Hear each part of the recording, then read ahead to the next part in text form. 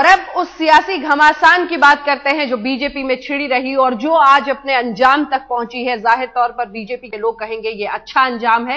Rajnath Singh BJP के नए अध्यक्ष बन गए हैं।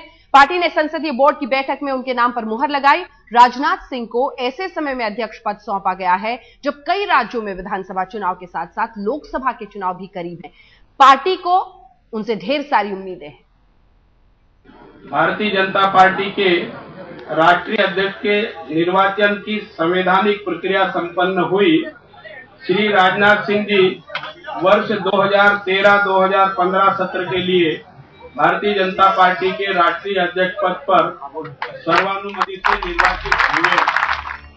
घोषणा के लिए बदलाव की इस घोषणा के साथ ही बीजेपी के विवादित अध्यक्ष नितिन गडकरी की विदाई हुई और नए अध्यक्ष राजनाथ सिंह का राज लौटा। घंटों के नाटकीय घटनाक्रम में 2013 और 2014 में होने वाले चुनावी घमासान से पहले गडकरी के स्तंभ को उखाड़ फेंका। फिर तो बधाई और शुभकामनाओं के पल आए। सबसे पहले कुछ ही पल पूर्व हुए अध्यक्ष ने नए अध्यक्ष को फूलों का गुलदस्ता सौंपा। फिर आडवाणी, मुरली मनोहर जोशी, अरुण जेटली और सुषमा स्वराज। रस्म अदायगी के बाद आडवाणी ने राजनाथ की तारीफ की और सामने खड़ी पहाड़ से चुनौती का ध्यान भी कराया। कई चुनाव होने हैं, विधानसभा के और फिर लोकसभा का, इन्हीं 2 सालों में होगा और उनका कार्यकाल घोषित किया हमारे चुनाव अधिकारी ने कि वो 2013 से लेकर के 15 तक है।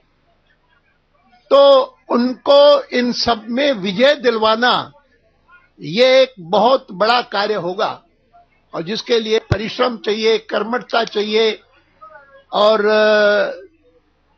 लोगों को जुटाने की क्षमता चाहिए जो उनमें पर्याप्त रूप से है। उन्होंने किया है बहुत बार। अब बारी आई नए अध्यक्ष राजनाथ सिंह की। चेहरे पर भावुकता के भाव साफ पढ़े जा सकते थे। राजनाथ ने कहा, विषम परिस्थितियों में अध्यक्ष की कुर्सी पर बैठते हुए उन्हें अपने दायित्व का भान है और चुनौतियों की चिंता है। आडवाणी जी ने हम सबसे अपेक्षा की है कि 2013 के होने वाले कई विधानसभा के चुनाव में भारतीय जनता पार्टी अपनी सरकार बनाएगी, शानदार सफलता हासिल करेगी।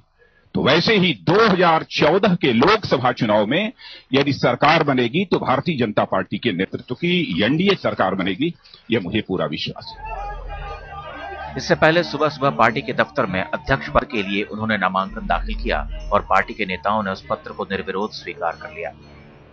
मंगलवार की दोपहर के बाद से बीजेपी की अंदरूनी सियासी रस्साकशी ने पार्टी के अध्यक्ष पद के तैयार हो रहे चित्र को बदल कर रख दिया था।